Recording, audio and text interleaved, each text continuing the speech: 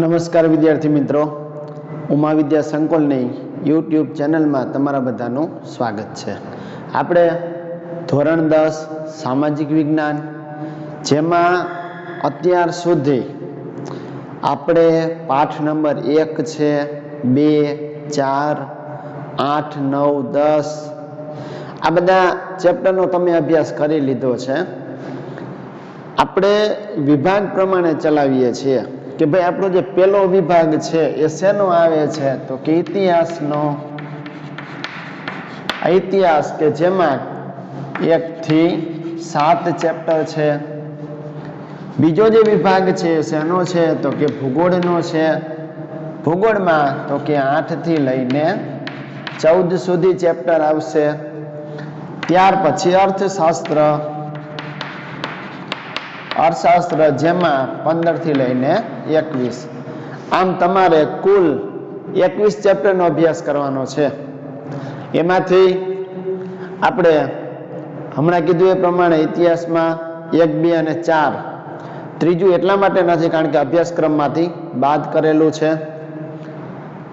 8, 9, 10, 11 વળી પાછું 12મું છે એ બાદ કર્યું છે, 14મું છે એ પણ બાદ કરી નાખ્યું છે, 15, 16 એ પણ બાદ કરેલા છે।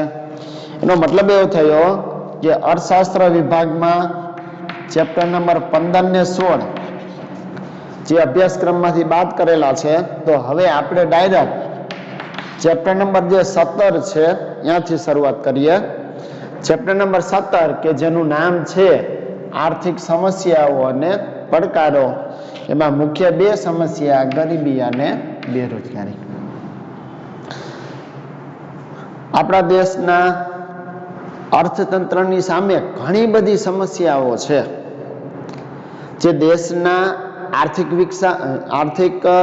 વિકાસને પણ અસર કરે છે, માણસના જીવનને પણ અસર કરે છે, દેશના અર્થતંત્રને અસર કરે છે। હવે આવી સમસ્યાઓ કઈ કઈ, તો આપણે સમસ્યાઓમાં લખી શકીએ। સૌથી પહેલી જે સમસ્યા છે એ છે વસ્તી વધારો। કારણ કે આ જેટલી પણ સમસ્યાઓ છે, ગરીબી, બેરોજગારી, મોંઘવારી, ભ્રષ્ટાચાર, આતંકવાદ, આ બધાયનું જવાબદાર પરિબળ હોય તો એ પાછું જે વસ્તી વધારો। આ વસ્તી વધારાને કારણે જ ગરીબી પણ ઉદ્ભવે, બેરોજગારી ઉદ્ભવે। ત્યાર પછી ગરીબી, બેરોજગારી, ભ્રષ્ટાચાર,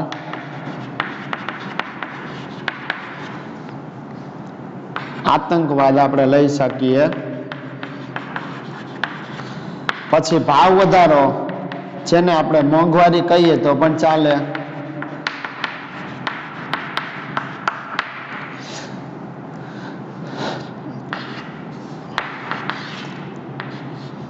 એ સિવાય આપણે એક સમસ્યા તરીકે આતંકવાદની સાથે જ જોડાયેલું જે છે એ આપણે ત્રાસવાદ પણ લઈ શકાય, અથવા જેનું બીજું નામ છે બળવાખોરી પણ કહી શકાય। આનું સ્વરૂપ આતંકવાદ જેવું જ છે।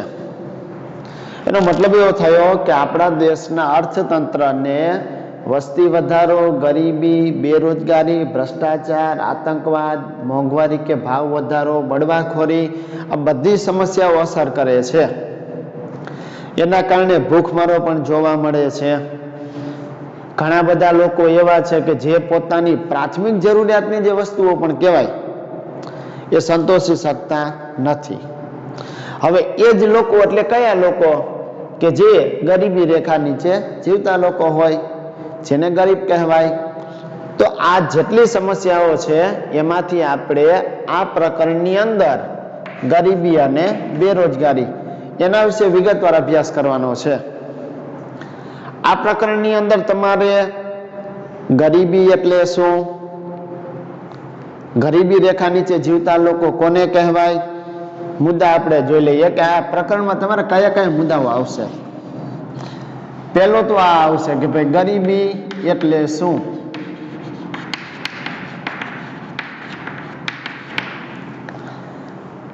પછી વિગતવાર વાત કરીએ. બીજું, ગરીબી રેખા નીચે જીવતા લોકો, જેને આપણે શું કહીએ છીએ? બીપીએલ કહેવાય છે. બીપીએલ નો મતલબ શું થાય? બિલો પોવર્ટી લાઈન.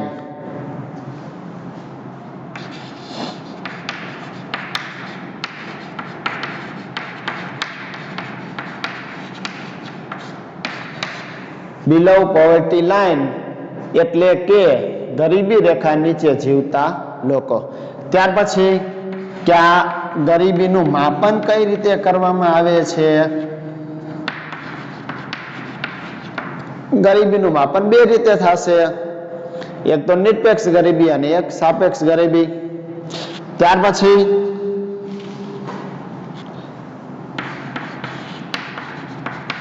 ભારતમાં ગરીબીનું પ્રમાણ, આ મુદ્દો જે ભરપૂર આંકડાકીય માહિતીથી ભરેલો છે. આ મુદ્દાની અંદર તમારે કે ભાઈ 2015માં કેટલી વસ્તી હતી, એમાંથી કેટલા લોકો ગરીબી રેખા નીચે જીવતા હતા, ગ્રામીણ વિસ્તારમાં ગરીબોની સંખ્યા કેટલી, શહેરી વિસ્તારમાં ગરીબોની સંખ્યા કેટલી, વિશ્વ બેંકના અહેવાલ પ્રમાણે સંખ્યા કેટલી, આયોજન પંચે જે અહેવાલ આપ્યો એ મુજબ ગરીબોની સંખ્યા કેટલી, 2001-2માં કેટલી હતી, તો 13-14માં કેટલી થઈ છે, ગ્રામીણ ગરીબોમાં કોનો સમાવેશ થાય, શહેરી ગરીબોમાં કોનો સમાવેશ થાય.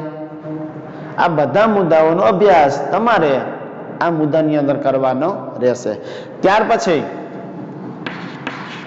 કે ભાઈ ગરીબી ઉદ્ભવવાના કારણો કયા છે? જો ગરીબી ઉદ્ભવે એના માટે કોઈ એક કારણ જવાબદાર ના હોય, પણ હા ઘણા બધા કારણો હોય. એક કારણ તરીકે આપણે બેરોજગારીને લઈ શકીએ. બેરોજગારી એ અર્થમાં કે જ્યારે વ્યક્તિને કોઈ આવક નથી મળતી, નોકરી કે ધંધો નથી મળતો, એનો મતલબ કે એ પોતાની જરૂરિયાતની વસ્તુને મેળવી શકતો નથી, એટલે કે ગરીબી રેખા નીચે જીવન જીવશે. વસ્તી વધારો લઈ શકાય. વસ્તી સતત વધે છે, સરકાર દ્વારા ઘણા બધા પ્રયાસ કરવામાં આવે છે ગરીબી ઘટાડવા માટે. જાહેર વિતરણ વ્યવસ્થા શરૂ કરેલી છે, પણ જેટલું અનાજ છે એની સરખામણીમાં દેશમાં વસ્તી વધતી જાય છે, એટલે વળી પાછી ગરીબી પણ વધશે. એક કારણ તરીકે આપણે એ પણ લઈ શકીએ કે હજી પણ માત્ર જે પુસ્તકિયું જ્ઞાન કહેવાય એનું પ્રમાણ વધારેલું છે. અને ઘણા બધા કુટુંબ એવા છે કે જે પોતાના બાળકોને અભ્યાસ પણ નથી કરાવતા, તો એ લોકોની પરિસ્થિતિમાં કોઈ સુધારો થતો નથી. મોટાભાગે લોકો ખેતી જ કરે છે, ખેતી માત્ર વરસાદ ઉપર આધારિત છે, સિંચાઈનું પ્રમાણ બહુ ઓછું છે. હવે આવા સંજોગોમાં પણ જે આવક મળવી જોઈએ મળતી નથી, એટલે વળી પાછી ગરીબી વધશે. એટલે કે ગરીબીના કારણો જોઈશું. ત્યાર પછી આપણે ગરીબી નિવારણની વ્યૂહરચના, બીજી રીતે કહીએ તો આપણે કહી શકાય ઉપાયો. મતલબ કે ગરીબી ઉદ્ભવવાના ઘણા બધા કારણો છે. દેશમાં 27 કરોડ લોકો એવા છે, ત્રીજા ભાગના કહીએ તો પણ ચાલે, કે જે ગરીબી રેખા નીચે જીવન જીવે છે. તો એમને કઈ રીતે ગરીબી રેખાની ઉપર લાવી શકાય, એ માટે સરકારે અલગ અલગ જે વ્યૂહરચના ઘડી છે કે ભાઈ ખેતી ક્ષેત્રે હરિયાળી ક્રાંતિ લાવી શકાય, નાના ઉદ્યોગોને લાભ થાય એ માટે સબસિડી આપી શકાય, કૃષિ ક્ષેત્રે જંતુનાશક દવાની એની ખરીદી કરવી હોય તો સરકાર મદદ કરે છે, ગ્રામીણ યુવાનો કે જેને તાલીમ લેવી હોય, પોતાને કાંઈ વ્યવસાય શરૂ કરવો હોય, ધંધો શરૂ કરવો હોય, તો સરકાર જરૂરી જે આપણે કીટ કહીએ સામાન સાધન સામગ્રી એ પણ આપે છે. ખેતી સાથે જોડાયેલા જે પશુપાલન છે, ડેરી ઉદ્યોગ છે, બરાબર, મરઘા બતકા ઉછેર, એના માટે પણ સરકાર મદદ કરે. ટૂંકમાં ગરીબીમાંથી લોકોને બહાર લાવવા માટે એમને પ્રાથમિક જરૂરિયાતની જે વસ્તુઓ છે એ મળી રહે એ માટે સરકારે અલગ અલગ પ્રકારના ઉપાયો શરૂ કર્યા છે. ત્યાર પછી આપણે સરકારે જે શરૂ કરેલા કાર્યક્રમો છે એ આવશે. એટલે કે ગરીબી નિવારણના કાર્યક્રમો. આમાં અલગ અલગ પ્રકારની ઘણી બધી તમારે યોજનાઓનો જ અભ્યાસ કરવાનો છે. 15 જેવી અલગ અલગ યોજનાઓ વિશે આવશે કે ભાઈ પ્રધાનમંત્રી કૃષિ વીમા યોજના છે, ગ્રામોદયથી ભારત ઉદય યોજના છે, મા અન્નપૂર્ણા યોજના છે, બરાબર. ત્યાર પછી કે ઈ નામ યોજના છે, વાજપેયી બેંકેબલ યોજનાઓ છે. આવી અલગ અલગ પ્રકારની યોજનાઓ દ્વારા સરકાર લોકોને મદદ કરવા માંગે છે. એમાં 2 પ્રકારના કાર્યક્રમો હશે. અમુક કાર્યક્રમ એવા છે કે જેમાં સરકાર કામ આપે છે, સાથે એને વેતન આપે છે. તો કેટલાક કામ એવા આવશે, કેટલાક કાર્યક્રમો એવા આવશે કે જેમાં સરકાર વેતન નથી આપતી, પણ હા, એ લોકોને તાલીમ આપવામાં આવે છે. તાલીમ માટે જરૂરી સુવિધાઓ પૂરી પાડવામાં આવે છે, જરૂરી સાધન સામગ્રી પણ આપવામાં આવે છે કે જેના દ્વારા એ વ્યક્તિ પોતે જ પોતાનું કંઈક કામ શરૂ કરી શકે અને એ દ્વારા આવક મેળવી સારું જીવન જીવી શકે. પછી આપણે યોજનાઓ પછી બેરોજગારી વિશેની વાત કરીશું.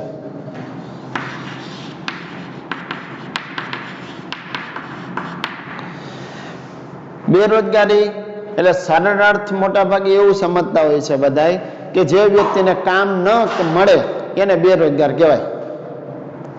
પણ ખરેખર એટલાથી બેરોજગારીનો અર્થ પૂરો નથી થતો. બેરોજગારી કહેવાય કોને? તો કે જે વ્યક્તિની કામ કરવાની ઈચ્છા હોય, કામ કરવાની શક્તિ હોય, કામ કરવાની આવડત હોય, કામ કરવા તૈયાર હોય, લાયકાત ધરાવતો હોય, કામ શોધતો હોય, તો જ એ વ્યક્તિને બેરોજગાર કહેવાય, જો એને કામ ન મળે તો. પણ માનો કે કોઈ એવી વ્યક્તિ છે જે આળસુ વ્યક્તિ છે, કોઈ અંધ કે અપંગ વ્યક્તિ છે, કોઈ વૃદ્ધ વ્યક્તિ છે, કોઈ નાનું બાળક છે, ઘરમાં કામ કરતી મહિલા ગૃહિણી છે, તો એને વળી પાછા બેરોજગારમાં ગણવામાં આવતા નથી. એની વિગતવાર વાત કરીશું. પછી આપણે આ બેરોજગારીના સ્વરૂપો આવશે, જે આપણે એના પ્રકાર પણ કહી શકીએ.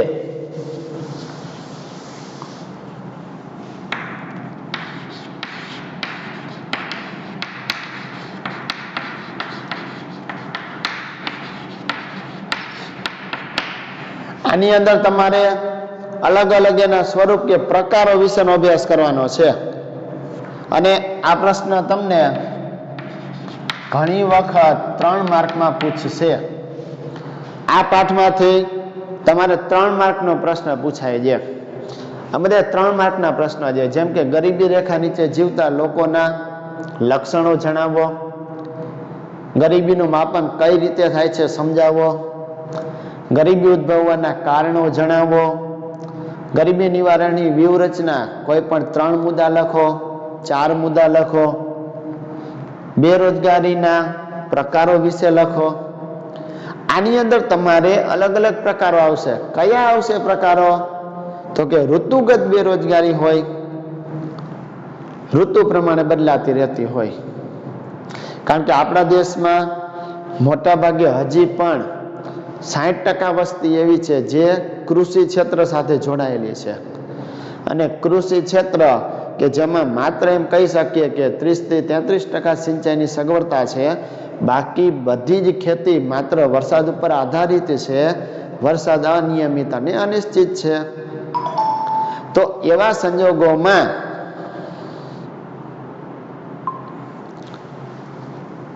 લોકોને એટલે કે ખેડૂતોને આખું વર્ષ કામ મળતું નથી. શિયાળો છે, બરાબર, ચોમાસું છે, એ ઋતુ દરમિયાન મળે, ઉનાળામાં કદાચ કામ ન મળે તો એ ઋતુગત બેરોજગારી. એ જ રીતે ઘર્ષણજન્ય બેરોજગારી આવશે, છુપી કે પ્રસન્ન બેરોજગારી આવશે, શિક્ષિત બેરોજગારી આવશે, ચક્રીય બેરોજગારી આવશે. એના વિશે આપણે વિગતવાર વાત કરીશું. ત્યાર પછી ભારતમાં બેરોજગારીનું પ્રમાણ કેટલું છે?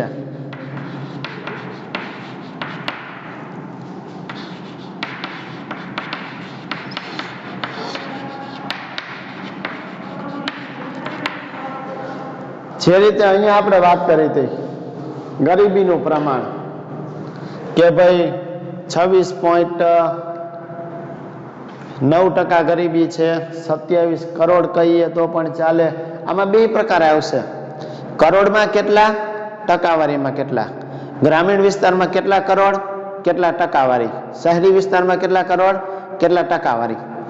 એવું ને એવું આની અંદર આવશે કે ભાઈ ભારતમાં કુલ બેરોજગારી કેટલી છે.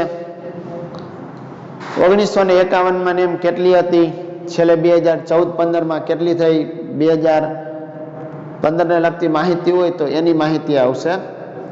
ત્યાર પછી કે ભાઈ સૌથી વધારે બેરોજગારી કયા રાજ્યમાં છે, સૌથી ઓછી બેરોજગારી કયા રાજ્યમાં છે, તો કે સૌથી વધારે છત્તીસગઢમાં આવશે, સૌથી ઓછી જે ગોવામાં આવશે. આપણા ગુજરાતની પણ આ વાત આવશે કે એમાં 16.63% જેટલી બેરોજગારી છે. એટલે એના પ્રમાણની વાત આવશે. પછી જે રીતે ગરીબી ઘટાડવાના ઉપાયો છે અહીંયા લખ્યા છે, ગરીબી નિવારણની વ્યૂહરચના કે ઉપાય, એ જ રીતે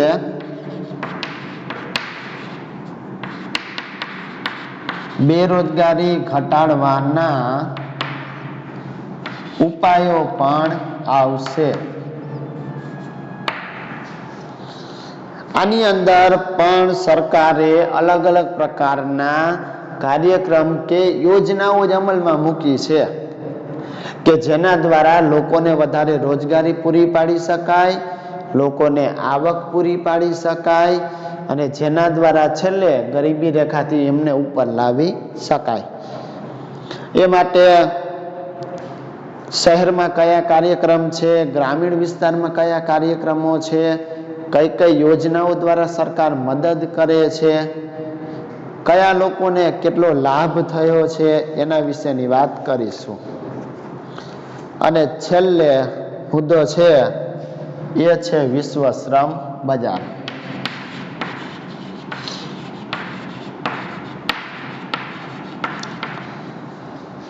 વિશ્વ શ્રમ બજાર આ શબ્દ તમારા માટે થોડો નવો છે, કારણ કે અત્યાર સુધી ક્યાંય સાંભળ્યો નહીં હોય.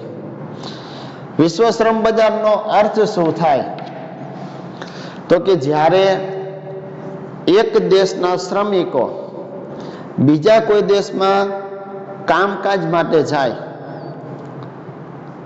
તો એને આપણે કહીશું વિશ્વ શ્રમ બજાર. દાખલા તરીકે ભારતના શ્રમિકો ક્યાં જશે કામ કરવા માટે? તો કે અમેરિકા.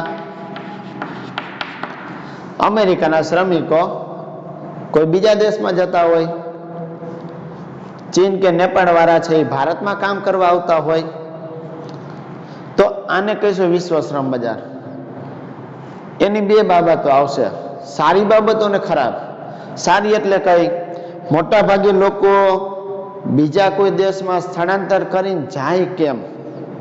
એના બે ત્રણ કારણ છે. પહેલું કારણ છે અભ્યાસ કરવા માટે જાય, બીજું કારણ છે સારી નોકરી મેળવવા, ત્રીજું કારણ ઉદ્યોગ કે ધંધો શરૂ કરવા, ચોથું કારણ તાલીમ મેળવવા. આ ચારક કારણથી આપણા દેશના શ્રમિકો બીજા કોઈ દેશમાં જશે. એનો મોટો ફાયદો છે આપણને વિદેશી હુંડિયામણ મળશે. અને મોટું નુકસાન એ છે કે દેશના જે પ્રતિભાશાળી નાગરિકો કહેવાય, ઘણા બધા વૈજ્ઞાનિકો છે, ડોક્ટર છે, વકીલો છે, જે ખૂબ જ આવડત ધરાવે છે, કાંઈક પ્રતિભા ધરાવે છે, એ જ નાગરિકો જ્યારે બીજા દેશમાં વયા જાય, જતા રહીએ, ત્યારે આપણા દેશમાં એની ખોટ વર્તાય છે. ચાલો, તો આટલા મુદ્દાઓ વિશે તમારે આ પ્રકરણની અંદર અભ્યાસ કરવાનો છે. ગરીબી એટલે શું? ગરીબી રેખા નીચે જીવતા લોકો. હવે આપણે આ બધા વિશે વિગતવાર વાત ચાલુ કરી દઈએ. એમાં પ્રસ્તાવનામાં આપણે જોયું કે ભાઈ આટલી સમસ્યાઓ છે, એમાંથી મુખ્ય કઈ અત્યારે? ગરીબી અને બેરોજગારી. હવે કે ગરીબી એટલે શું એની વાત કરી લઈએ.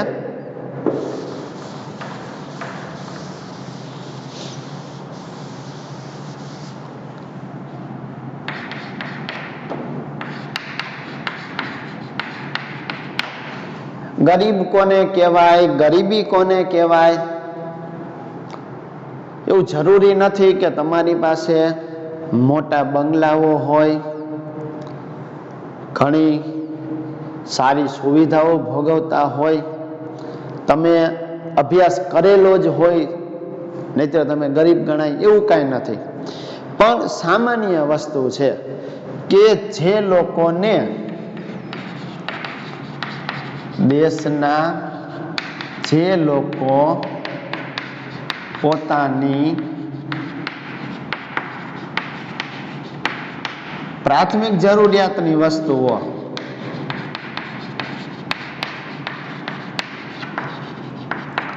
હવે આ શબ્દ હું ઘણી વખત બોલ્યો તો તમને ઘણા બધાને પ્રશ્ન થયો હશે કે પ્રાથમિક જરૂરિયાતની વસ્તુ એટલે કઈ વસ્તુઓ? તો કે પ્રાથમિક જરૂરિયાતની વસ્તુઓમાં કઈ આવશે? તો કે અનાજ, જેને આપણે ખોરાક કહીશું, બરાબર? ખોરાક, પાણી, બરાબર, રહેઠાણ, પોશાક,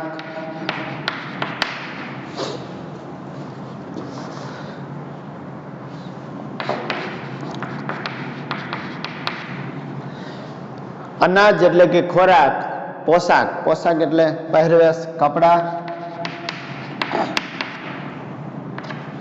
રહેઠાણ, ઘર છે. આ સિવાય શિક્ષણ અને આરોગ્ય, બસ આ 5. એમાં આ 3 ને વસ્તુ કહીશું, આને સેવા કહેવાય, શિક્ષણ અને આરોગ્યની સેવા. એટલે એ જ કહે છે કે દેશના જે લોકો પોતાની પ્રાથમિક જરૂરિયાતની જે વસ્તુઓ છે, જેમ કે ખોરાક, પોશાક, રહેઠાણ, શિક્ષણ અને આરોગ્ય, આવી જરૂરિયાતો જો ન્યૂનતમ બજાર ભાવે, એટલે કે વસ્તુનો જે ઓછામાં ઓછો ભાવ છે બજારમાં, એ ભાવે પણ જો એ વ્યક્તિ ખરીદી શકતો ન હોય તો આપણે એને શું કહીશું? તો કે ગરીબ. અને એ ગરીબની આવી પરિસ્થિતિને શું કહેવાય? તો કે ગરીબી કહેવામાં આવે છે.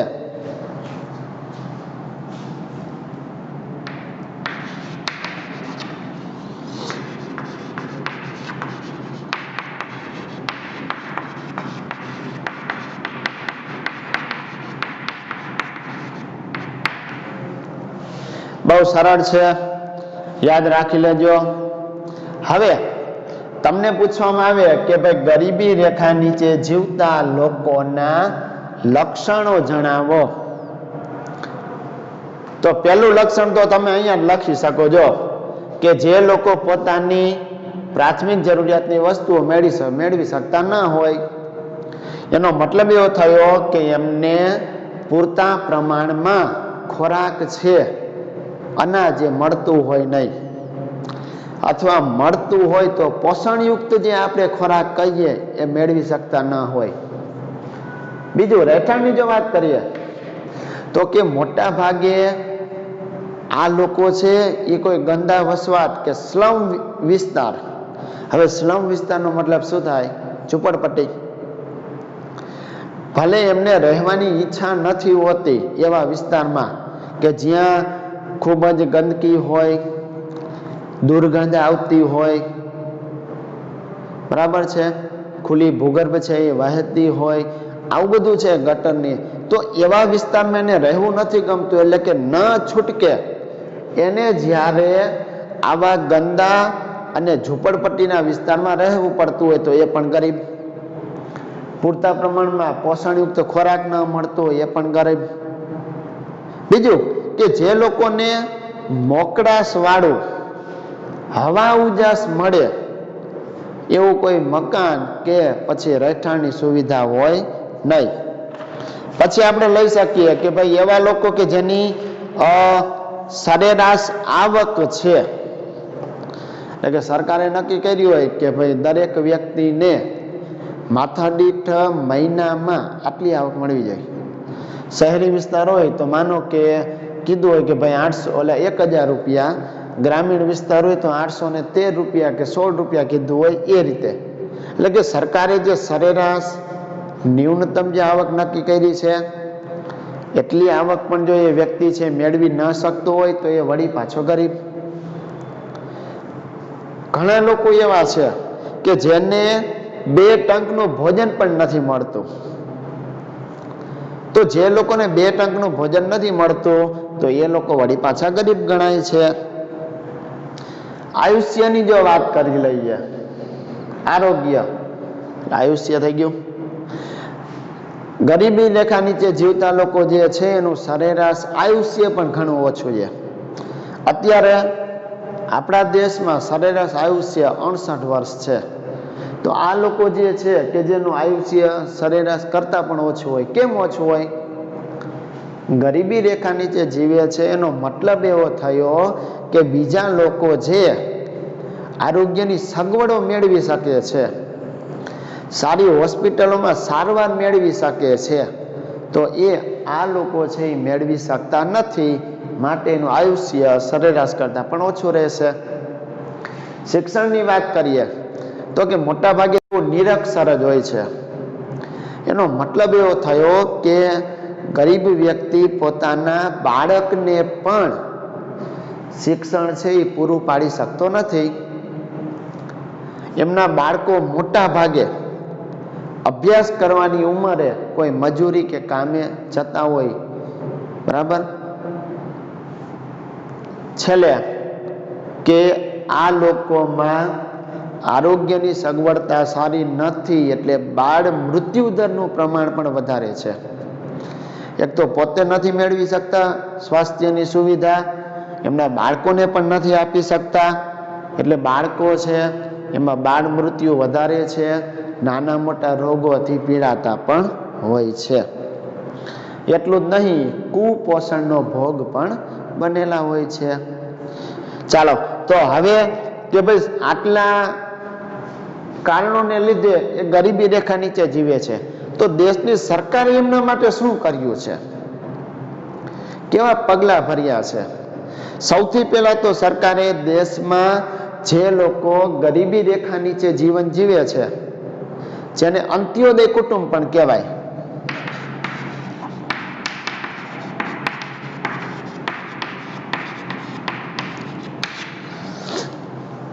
તો આવા અંત્યોદય કુટુંબ કે પછી ગરીબી રેખા નીચે જીવતા જે કુટુંબો છે એની એક યાદી બહાર પાડી.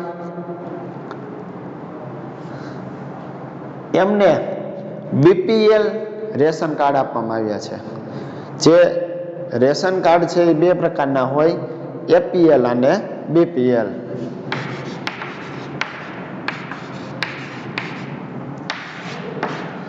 એપીએલ કાર્ડ છે એ મોટા ભાગે એવા લોકો પાસે હોય કે જેની આવક સારી છે, મતલબ કે ગરીબી રેખાથી ઉપર જીવન જીવતા હોય, મધ્યમ વર્ગના હોય, કોઈ અમીર લોકો છે એની પાસે એપીએલ હશે, અને જે લોકો ગરીબી રેખાથી નીચે જીવન જીવે છે તો એમને સરકાર બીપીએલ કાર્ડ આપે છે.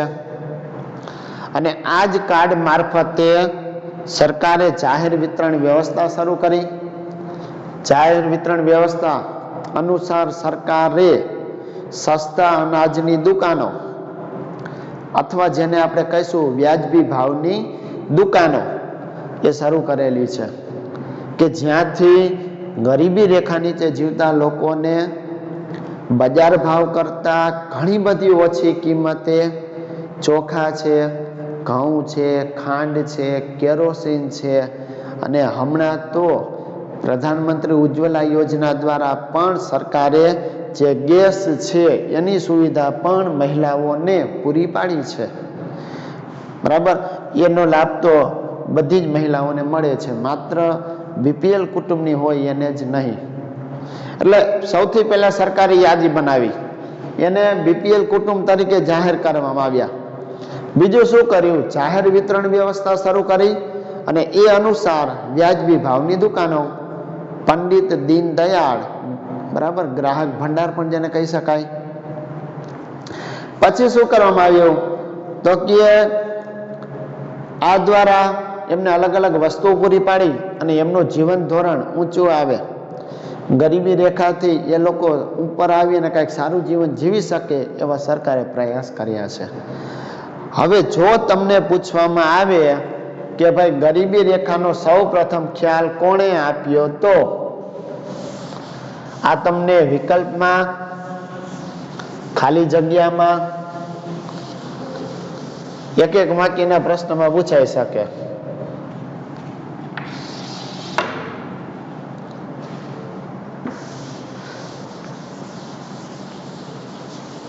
ગરીબી રેખાનો સૌ પ્રથમ ખ્યાલ કોણે આપ્યો હતો?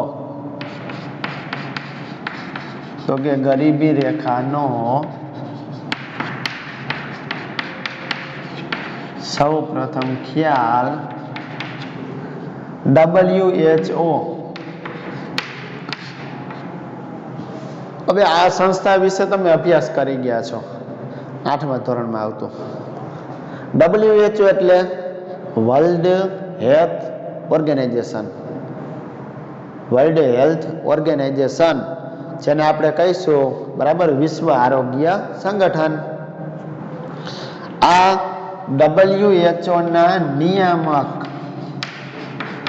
અથવા જેને આપણે અધ્યક્ષ કહીએ તો પણ ચાલે, જેનું નામ હતું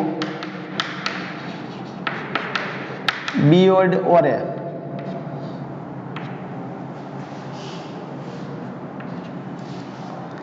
WHO ના અધ્યક્ષ કે નિયામક બિયોર્ડ ઓરે, કે જેને સૌ પ્રથમ ગરીબી રેખાનો ખ્યાલ આપ્યો હતો. હવે એમના જણાવ્યા અનુસાર કે ભાઈ ગરીબી રેખા નીચે જીવતા લોકોમાં કોને આપણે ગણી શકીએ, કેવા લોકોને આપણે ગણતરી કરી શકીએ કે જે ગરીબી રેખા નીચે છે? તો હમણાં કીધું એનું જ બધું આવે કે જે લોકોને અનાજ છે એટલે કે ખોરાક, કપડાં છે, રહેઠાણ છે, શિક્ષણ છે, આરોગ્ય છે, પીવાનું ચોખ્ખું પાણી ન મળતું હોય, જાજરૂની એની સુવિધા ન મળતી હોય, વીજળીની સુવિધા ન હોય, આરોગ્યની સુવિધા ન હોય, શિક્ષણ માટે શાળામાં જઈ શકતા ન હોય, તો આ બધા લોકોને ગરીબી રેખા નીચે જીવતા લોકો કહેવામાં આવે છે. આજે આટલું રાખીએ. આજનું તમારું હોમવર્ક શું? તો આજે પ્રશ્ન આપણે હમણાં તમને સમજાવ્યો મેં, ગરીબી રેખા નીચે જીવતા લોકોના લક્ષણો. તો એ પ્રશ્ન છે એ તમારે હોમવર્કમાં લખી લેવાનો છે.